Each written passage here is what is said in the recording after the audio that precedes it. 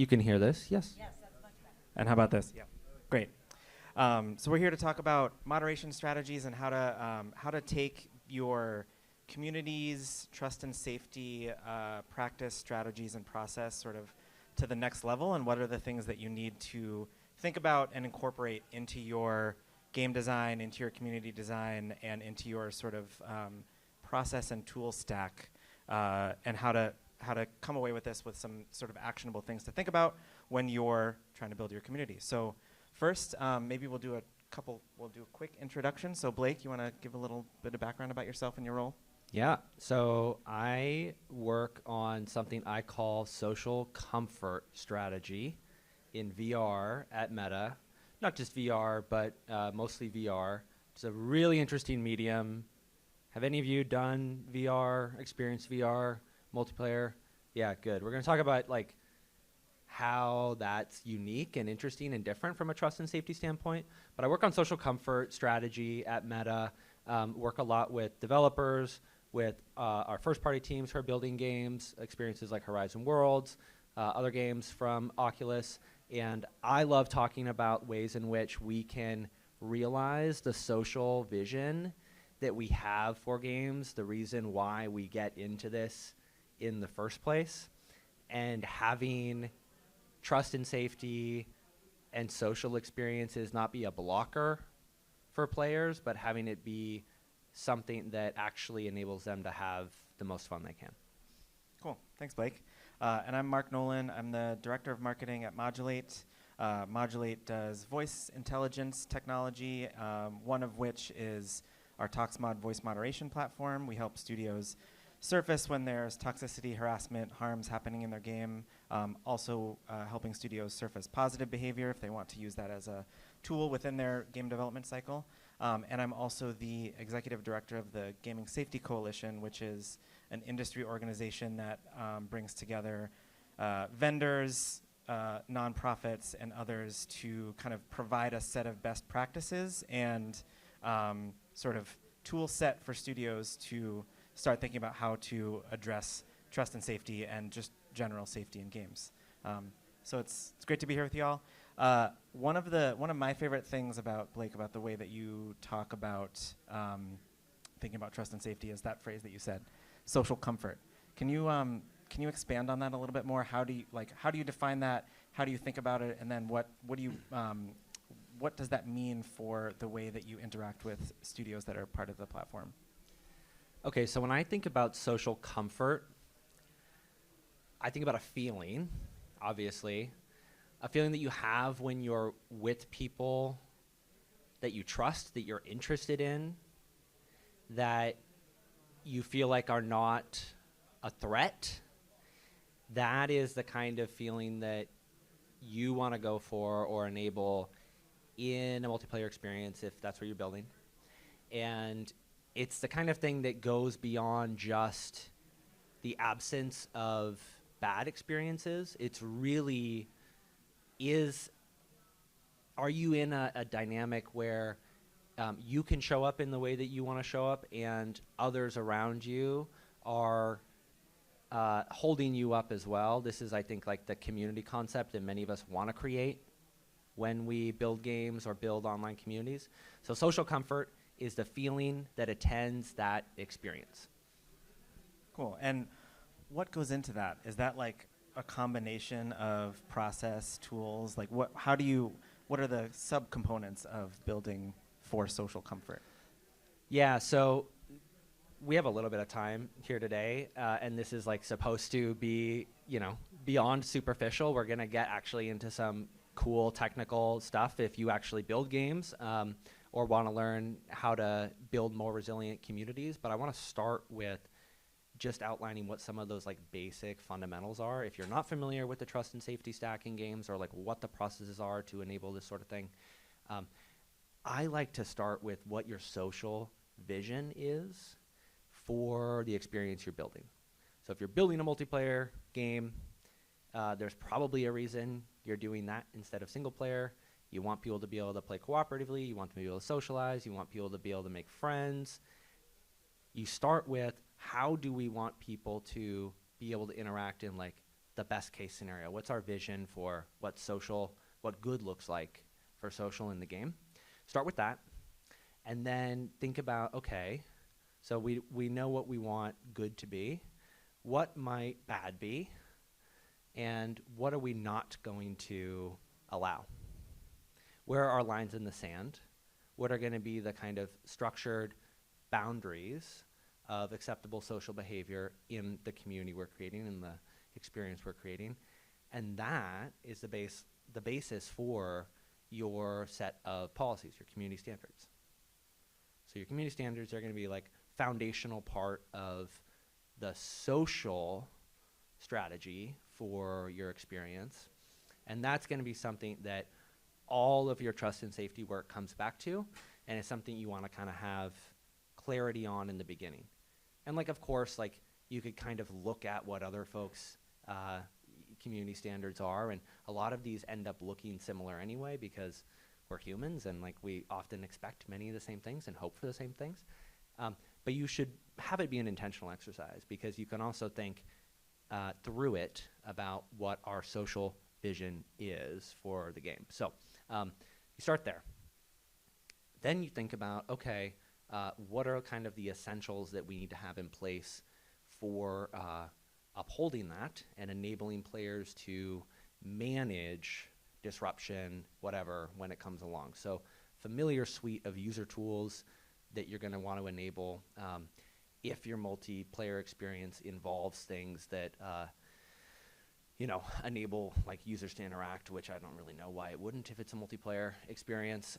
So your block, mute, and report kind of features, right? Very, very standard. Once you have those, though, you don't just want reports going into the ether. That's not good. That's not good for your accountability to players. That's not good for trust in the community you're building. So you want to make sure that there's a mechanism to respond to those reports. Is it just an unmonitored email box? Like, probably not. There probably need to be some folks who actually are responsible for what you call the reactive moderation. That's when players report things and that stuff is coming in. Okay, but when they have to do their job, you have to ask, oh, well, what kind of evidence do they have to be able to do this, right? So like player just reports another player and there's no evidence attached to a report. How are you going to be able to act on that to uphold your community standards? So then you start thinking about that sort of thing. So you have your policies, you have your user tools, and then you have the people that manage all that and keep it going on the back end, and then interface back with your community to say, is this working? Respond to them when it's not.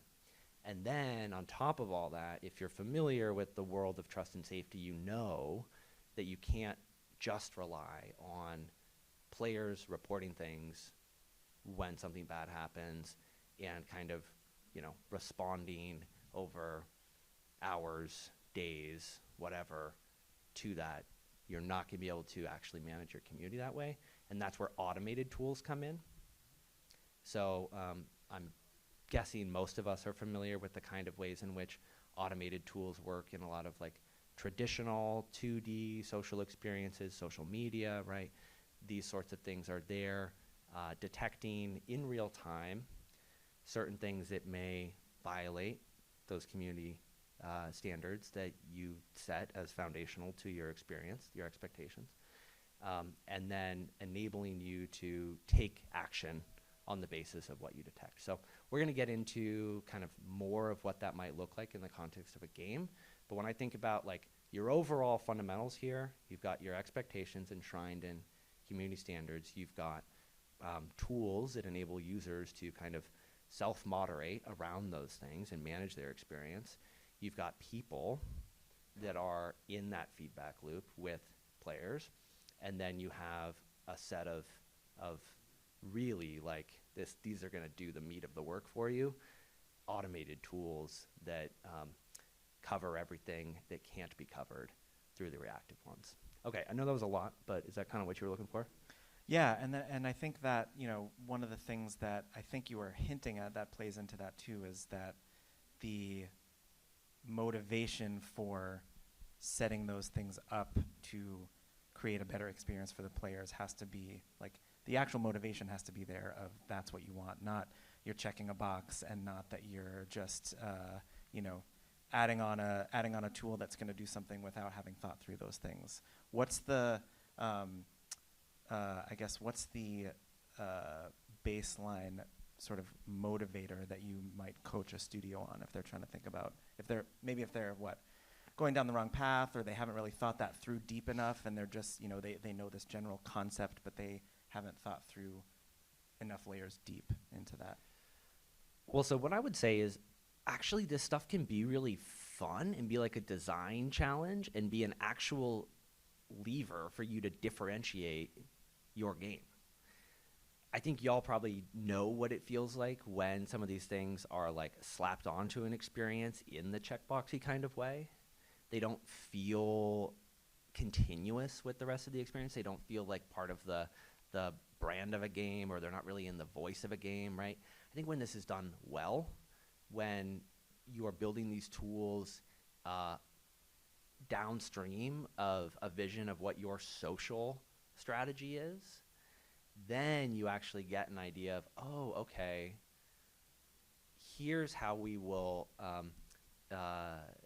position our reporting feature or our mute feature or whatever. Here's the kind of language that we'll actually use there that fits with the other kind of language of our game and the sort of, I think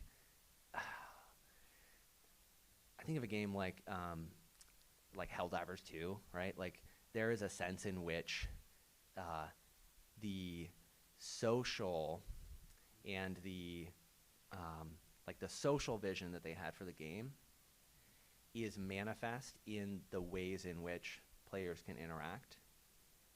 And this isn't just about the kind of reactive reporting stuff that I mentioned a second ago, but like it's clear that when they were thinking about what do we want the social experience to be in a game like Helldivers 2, we want people to be able to like hug.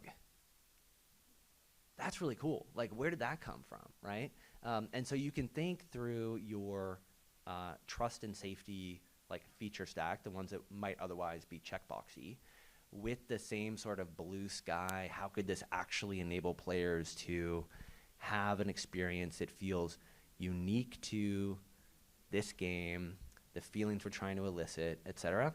And I think a lot of that will show up in language. A lot of it will show up in visual design. But I think, back to just like the motivations question, I would say to a studio that is feeling inclined towards the checkboxy thing, like, no, this is a surface you're putting in front of users. Don't waste this opportunity. Yeah, I think that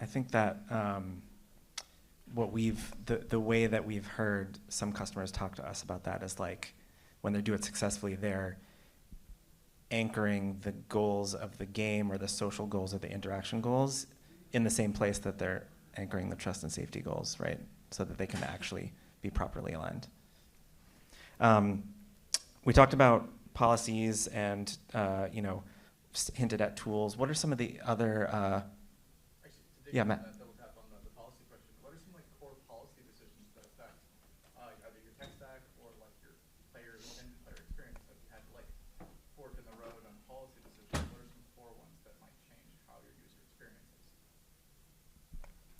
This is a really good question. I'll give a quick, brief answer, but I think you have exposure to more developers and how this actually kind of shows up when the rubber hits the road for implementation. I think there are certain sets of things that will just be common across policies, often because there are like regulatory requirements for them, right? But then I think you'll see differentiation among games for the amount of, not illegal, but frustrating behavior that they might tolerate or not. So you think of like profanity, right? You can think of games that are targeted towards younger users where that might be something that isn't allowed in your policies, or maybe you've got policies that are more tolerant of things like bullying, where other games might not be. And then all of that will then show up in like, what are the, classifiers, to use a technical term, that you actually pick to select certain things. And then another one that Mark can probably talk more eloquently about is like the sort of thresholds that you set for them. So studios might differ in how, like the severity of, say, harassment that they would detect, and then say goes against their policies. And this is something that actually takes a lot of thought with a good partner and the people who sat down to write the policies, so that you're enforcing things consistently in a way that's transparent to users. But it's a really good question. I think it does get into some subtle trade-offs when you're at that point, so it's good to think ahead. Yeah, I think in implementation, some of the like you kind of covered that, a game like I guess what are two examples? So if I'm thinking of the customers that we work with, Call of Duty is going to have a much different set of standards for how their players interact than Among Us VR or Among Us 3D, because there's the Call of Duty is an M-rated game. They're encouraging a certain type of interaction, and they don't care about adult language, but they do really care about gender, sexual hate speech. So the policy and the code of conduct and all of the other related sort of expectations have to be set, and then the tools and other things, the other operational things that you're using to enforce that have to align with that. There's other, some of the other sort of outlier cases there are, if you have a poker game where there's actual money being exchanged in the game, you care a lot about whether a user actually sounds like they're over 18 versus if they're not, because if that is a rule that's getting violated, that is, that can be a major problem. So I think it's like, as you're developing the game, sort of a lot of these sort of branches, like you said, are apparent. Some aren't until you get to that point of, okay, we gotta set this code of conduct sort of in stone. But they have to happen along the way and or aligned with the way that your players are gonna experience the game. Does that kind of answer your question? Yeah, Okay. In that sense, part of what I'm hearing too is that as a service continues to live and grow, that those policies should probably adapt and be dynamic to fit both a tooling capabilities as well as getting your audience, right? Absolutely. Yeah, absolutely. I mean, there's like your audience could change over time, or new tools could come to light, or new regulations might require you to enforce a certain type of behavior or do a certain type of reporting, that kind of thing. Yeah. Cool. And I really like that you jumped in with the question. So if anybody else has one as we're going along, you're like, what is that word he just used? Yeah, please stop us. So thank you. One of the things that you just mentioned that we've the two of us have talked about a bit is that idea of classifiers and how that plays into that policy, like how you use that in making a policy. Do you want to dive into that a little bit in terms of how that plays in and how studios should be thinking about that? Yeah, first just on the technical term and its meaning. Earlier when I was sort of talking about like those four foundational things that you're going to want to think through when you're thinking through your trust and safety strategy, building resilient communities in a game, the automation piece is actually going to be huge. That's what's going to do a lot of the work for you, because if your game's really successful, can't have humans do it all, and you can't expect users to do it all. This is just like a known fact. Users aren't going to do it all. They're going to report like 1 out of 10 of the instances of conduct that might actually violate your policies. So it's really important that you have something in place that can work on the rest of the experience and supplement what users aren't going to manage themselves and what your moderators aren't going to manage or can't manage themselves. So classifiers are like a kind of AI that are just detecting when something maybe it's like some text if your experience uses text chat, or maybe it's like a snippet of voice. So something someone says that would constitute with, high confidence, something that would violate your policies. So I'm remembering now the second part of your question is how this might, the limitations maybe of classifiers, or just Right. like what these things are, knowing the way these tools work might actually influence the policy decisions you make. So anyone who works in policy or trust and safety will tell you that, like, you have to be careful about how you craft these things because they actually have to be enforceable. They have to be things that you could, like, reliably, repeatably, transparently, and defensively uphold. And if you're talking about doing it with classifiers, like, you can't just rely on human judgment 100% of the time. So oftentimes they have to be things that you could detect with, high confidence, and you actually make calls about, hey, we think, we're okay with this percentage of false positives, say, for a violation of this type. That would then feed back to, okay, is this kind of policy, suppose we want to have something in our policies about, fairness and treating others fairly, and if you don't, that's something that could be violatable. Or I think intuitively many of us would understand that it's going to be really hard to enforce or uphold that kind of thing.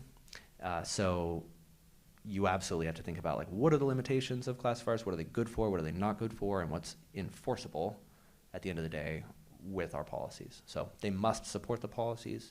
They shouldn't be, like, wagging the tail of the policy dog or whatever. If that makes sense. I get it. We've talked a bit about how it's important for gameplay and for social experience and for developing a sensible code of conduct and set of expectations that at some point in the process of figuring out how your game works, like the mechanics and the game loops and the ways that users interact, that trust and safety should be involved, alongside the development team. And to me, I'm at a software startup. I think the equivalent of that is like getting sales and product or engineering to talk to each other, and that's always that can be a hard battle. It can be a hard sort of set of sort of alignments, if that can be a plural word. Do you have any ways that you would encourage a studio to think about setting themselves up for success in that relationship? Yes, definitely. I think, first of all, there has to be some level of, like, top-down buy-in that getting moderation right matters. Not just because it's the right thing to do to make sure that you're building for social comfort and that people aren't experiencing unnecessary amounts of harm or harassment in your games, but also because it pays. Like, people who use these tools know that they have effects on retention and engagement. And when you're spending a lot to try and recruit or attract new players to your game, if you are retaining more, you don't have to spend as much on getting new ones in the door. If they're spending more time in the experience, maybe you've got a free-to-play game or there's some kind of in-game monetization that happens, if they're spending more time in the experience, they're probably spending more on maybe cosmetics or something like that. I know what it feels like to have someone hate on some of your, like, cool skins that you thought were so cool, and it's like, I don't want to buy any more of those if people are going to call me, like, whatever. So this matters. It matters, right? So you got to get that top-down buy-in first, and then I think the foot in the door to, if you're a trust and safety person, talk to design, is like, hey, actually, we have an opportunity to improve the overall social experience of the game, or the kind of delight. People talk about, like, delight all the time in design. That's a word I use with my designer friends. Improve the delight by actually focusing on, okay, what kind of feelings are we trying to elicit? What kind of behaviors are we trying to elicit with this feature? And how might those feelings and behaviors marry up across our trust and safety goals and our other social goals? So a really quick example of this, a studio that we work with in thinking about how should our characters look? Should our avatars look like? Had an interesting conversation with design where they were like, whoa, okay, actually we know about this principle from comic books where folks have, with less human representations of characters, people actually are more willing, more disposed to attribute positive feelings and emotions. So that influenced the decision to make the characters less human-like, so that people were kind of over-attributing emotion to others in the game, and positive emotion typically, right? And so that was a really interesting kind of win-win across design and trust and safety, where they got to look at this design problem, think about it with a trust and safety lens and with trust and safety people in the room to say, oh, okay, we don't, kind of like what I said for you've got to have some of these features anyway, so you might as well make them work for you sort of thing. Like, that's how I would sell it, is fundamentally, if you agree at a top level that your social comfort experience, your trust and safety experience is a foundational part of your social strategy, then what you're doing there, building some social features, your avatar, your character is an essential part of what it is for people to relate to another in your experience. You're going to be part of that conversation because you can contribute that voice. And I think at some places like Riot, like Wes Hart has written about this, the role of the what does he call them? Are you talking about the river, like the thing that they're working on right now, like the exercise to develop that process? Well, first, y'all should know, you should look up this playbook that Wes and others at is it the Gaming Safety Alliance? Thriving in Games Thriving Group. in Games, thank you. Thriving in Games Group have put together this playbook. If you go look up the Thriving in Games playbook, you are going to be like, oh, I see what he's talking about with all this stuff. It truly is an incredible resource if you want to go the next click deeper on how to do game design with a trust and safety lens. So the title of the actual role is Player Dynamics Designer or Player Dynamics Engineer or something like that they created at Riot for the express purpose of embedding in engineering teams, product teams across the game to bring that trust and safety lens to every feature design conversation. And from what I've heard, it's been pretty successful. So I think, it's that top down, it's the, identifying potential win-win opportunities, like we have the same strategy, and then maybe even codifying it if you want in roles or whatever. One of the other phrases that I've heard you use before that I really like is the virtuous pro-social cycle, and I think that's sort of the really rolls off the tongue, doesn't it? That's really the flip side of that is how the players experience it once that those things are actually well integrated and well thought through. Yeah. Well, actually, I know I could say something about this, but I kind of want to turn the tables on you here because y'all aren't just detecting bad behavior, right? I'm very curious about, because pro-social, it's a word that just got thrown out there. What does that mean? Is that something you could reliably detect and reward and whatever? Maybe? I don't know. So I'm curious, how are y'all doing this?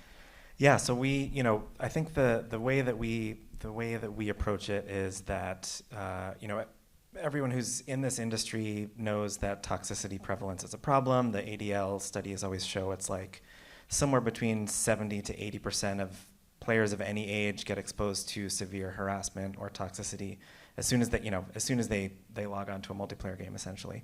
So that is a problem that you have to address.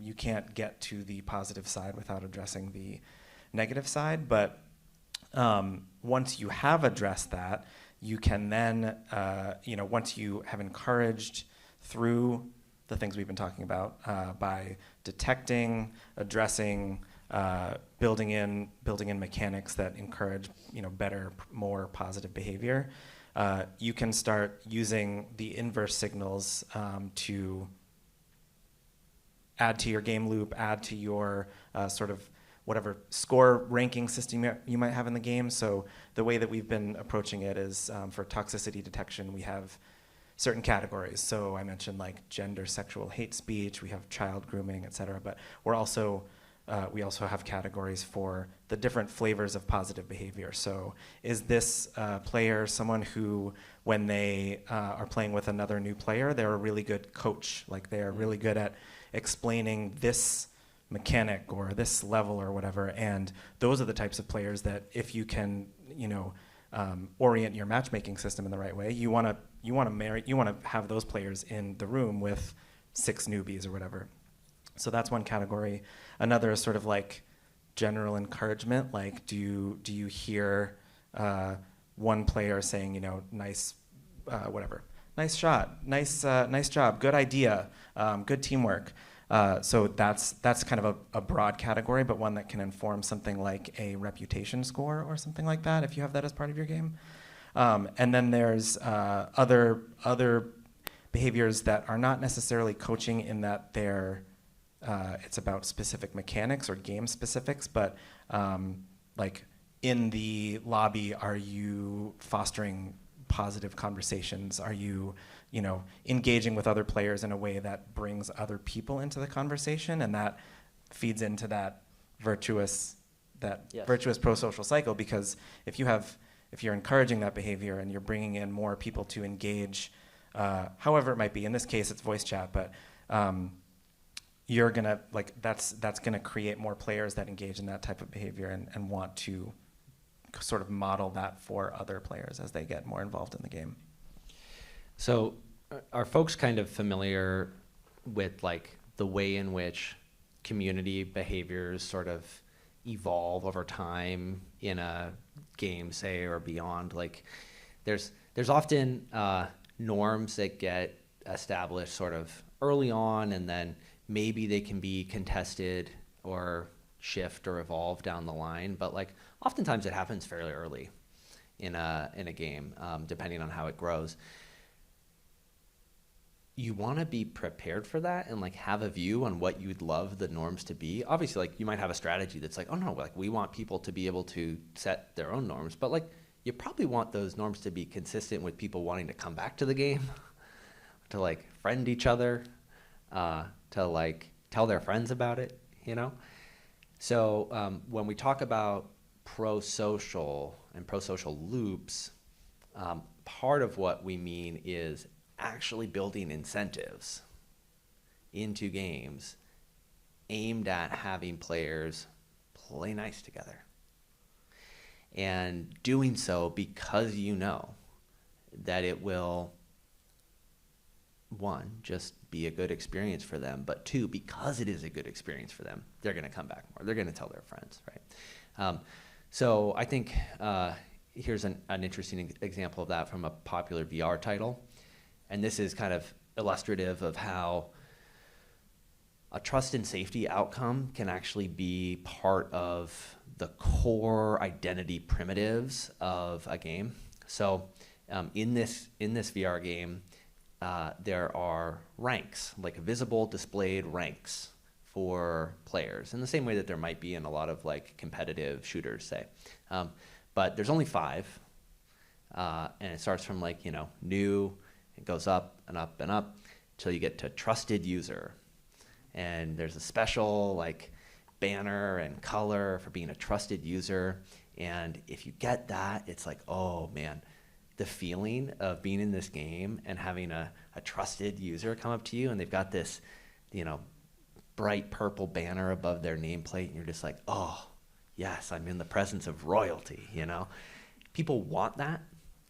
So you put into the game the things that players will actually want, and that's your sort of incentive garden that leads them towards the behaviors you might want to see.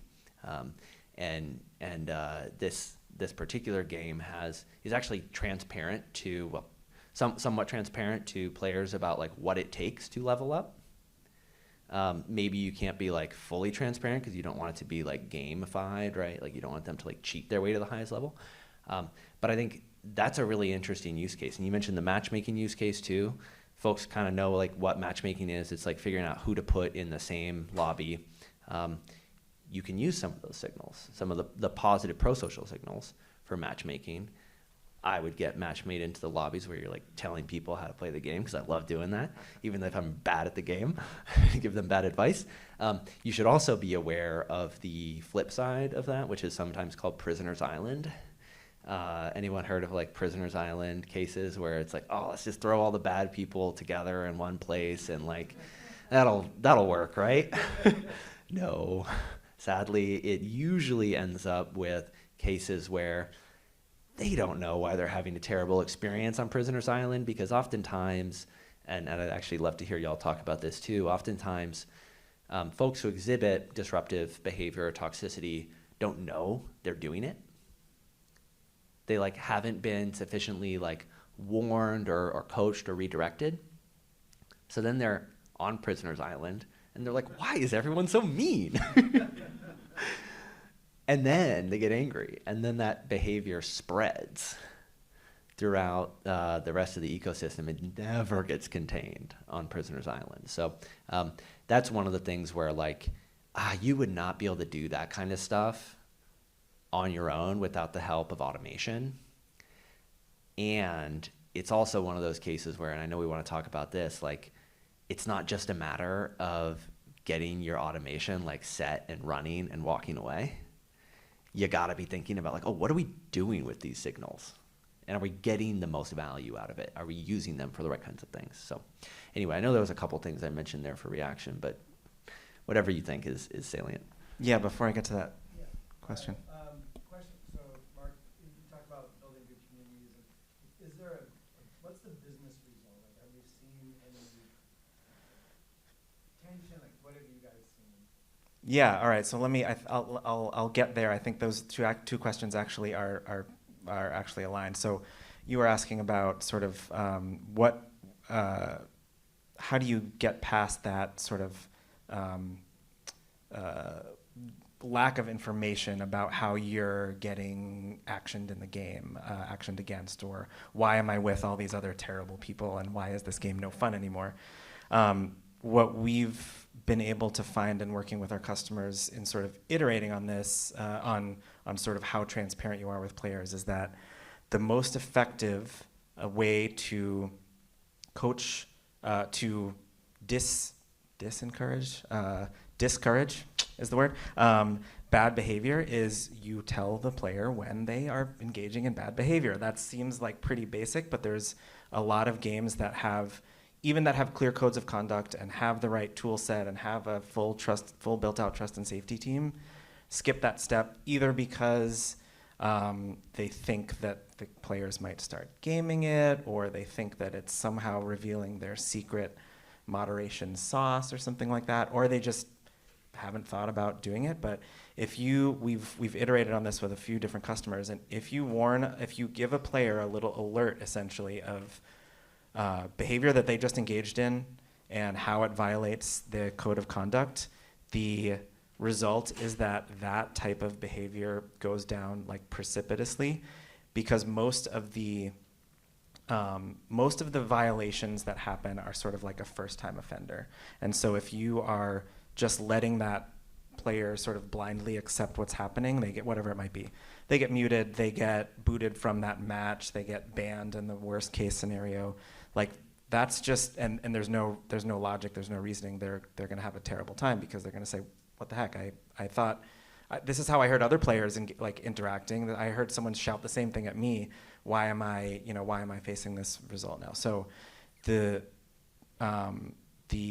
best thing to do with your players is be transparent about what you're doing and why you're doing it, and then also alerting other players. Like if someone in your match that you're playing all of a sudden goes silent, if you tell the other players that are within earshot, if it's proximity chat or in a shared match, this player was muted for this code of conduct violation, that also decreases that behavior because it is just surfacing what the expected behavior is. So to get to your question, the business case of that is players that experience that feel like they're a tighter, closer knit community because they have a shared understanding of what behavior to understand, to engage in, stick around more, they play longer, they engage better, they might, whatever it might be.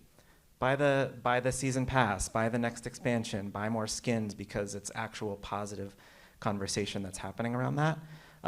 And the best sort of proof of that we have is with Call of Duty. We did an A/B test of a population that was moderated and a population that wasn't, and Call of Duty saw about a 28% increase in retention after 3 weeks of new players, just by taking that action to enforce their already existing code of conduct. So that just reinforces that idea that you set the expectation for the type of behavior that you want, and you have a way to enforce that and to make that happen in real time, and other players are much more likely to come back and engage. On that note, are there any classifiers that are exceptions to that, where more transparency does not benefit or creates actually the opposite feedback loop of problems? At least that you've seen. Well, I'm not an expert in anti-cheat, but I feel like that might be a case there, that if you are alerting a player that this is why we've detected that you're cheating, or we think that this is the type of behavior that we don't allow that you're engaging in, like that's gonna clue them in. Got it. Yeah, signals that ahead of time. Yeah, right. Do you have any other ones, Blake? No, except for like the cases where, you have like the recalcitrant, very small minority of users who are like, oh, now I'm going to double down, and I think everybody's familiar with like that profile of behavior. The good news is like those happen to be vast minorities.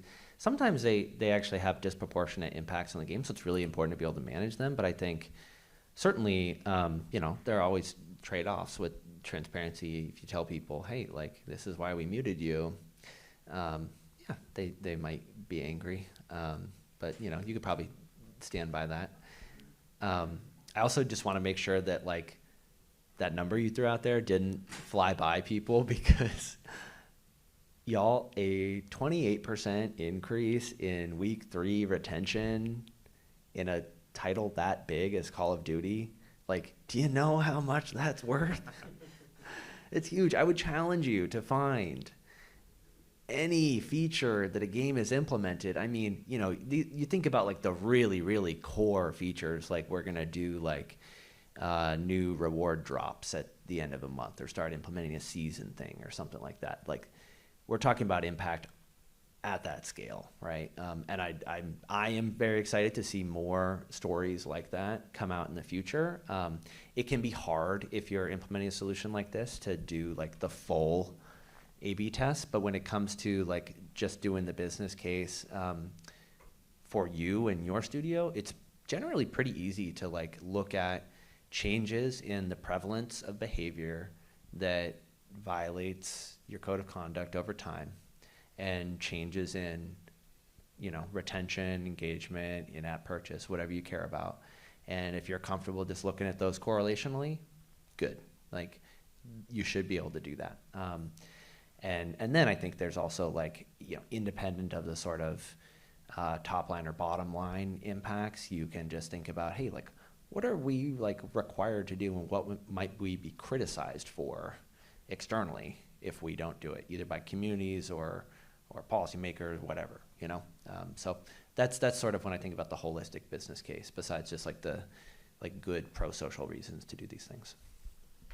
And this was not your question, but another important piece of why you need to start implementing these tools is regulation. And compliance is I don't want to put everyone to sleep in this room, but there are regulations specifically in the EU and the UK that require that players be notified of, a code of an action that was taken against them, and that they have methods to appeal it, and that they have a way to go see what actually happened, and then those studios are required to report on, provide transparency reports on the prevalence of toxicity in their game and what they're doing to prevent it. I think we're kind of, for both the OSA in the UK and the DSA in the EU, we're kind of like in the middle period of when some of those deadlines of when those requirements start kind of coming into effect. So we haven't yet seen what the impact will be if studios don't think about that, but that's sort of like the inverse of the business case, because if you get slapped with a double-digit million euro or pound or dollar fine, that's not good for your bottom line.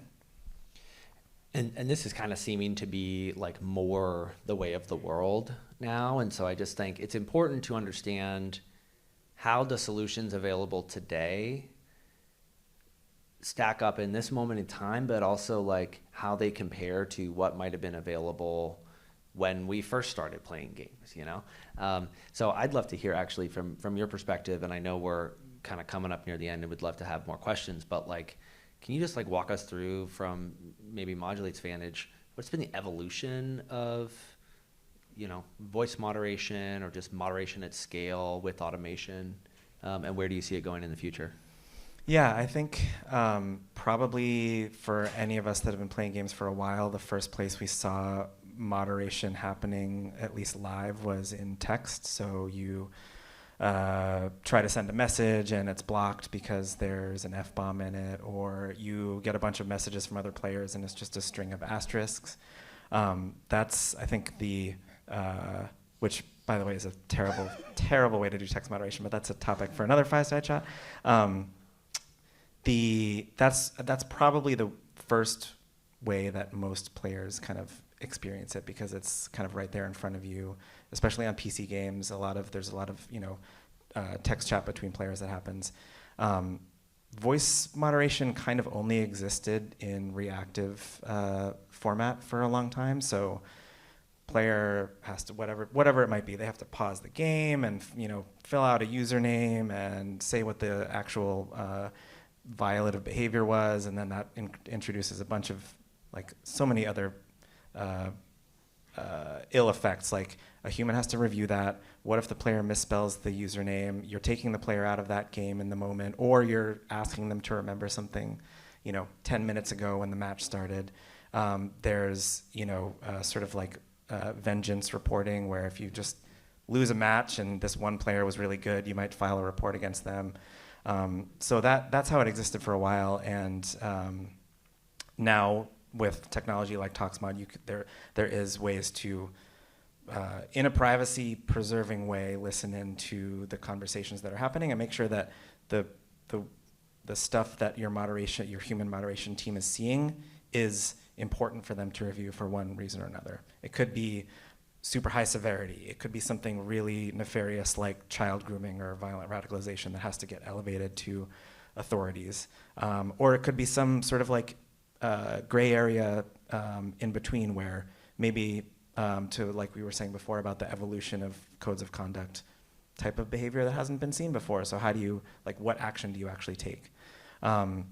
So I think that's where we are right now. I think the future, looking towards the future, there is a lot of focus on that positive behavior, and not just bringing in the harassment and toxicity prevention as part of your social community game design, but also bringing in the things that we've talked about, like feeding in this information of positive behavior into matchmaking to make it better for new players, encouraging through whatever it might be, incentives, items, currency, that type of behavior. I think that's we're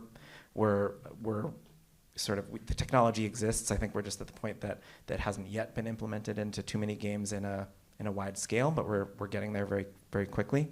And then I think the future beyond that just is sort of, I think it's a pretty mature technology at the moment. I think it's just being able to understand more situations, more sort of categories of behavior, that maybe those are are created automatically instead of manually, and being able to understand, I think a lot of tools that exist, like for ToxMod, we cover 18 languages, and in the future that might be, every language pretty quickly. So I think that's where it's headed. But I think at the moment it is a kind of mature technology. So it's like the interesting iterative improvements that are easier to feed back into a game's development cycle.